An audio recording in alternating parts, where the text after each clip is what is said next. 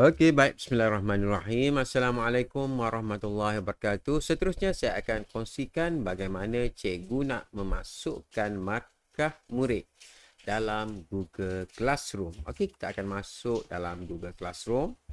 Kita akan masuk dalam kelas, contohnya 5 amal. Okey, kemudian kita pergi bahagian classwork.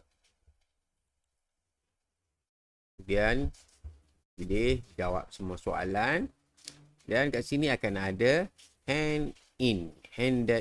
Okey, klik handed in. Okey, kemudian ada murid kat sini. Okey, macam mana kita nak masukkan markah murid ni? Okay, kita masuk semula dalam laman untuk Golden Holiday, pergi bahagian pendahulu liga, pendahulu carta.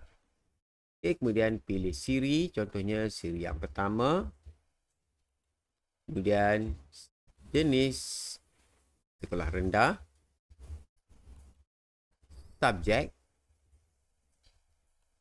contohnya BM tahun 5. Okay, di bahagian ini buat carian data.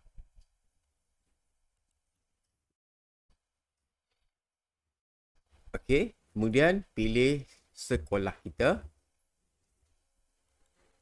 Contohnya SK Kota. Okey, nanti senarai nama murid akan dipaparkan di bahagian bawah. Okey, contohnya dapat 70. Okey, kita masuk semula. Berikan markah kepada murid.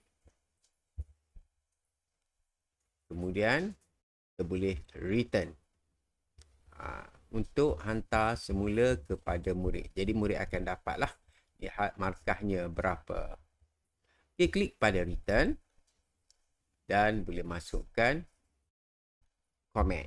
Contoh tahniah.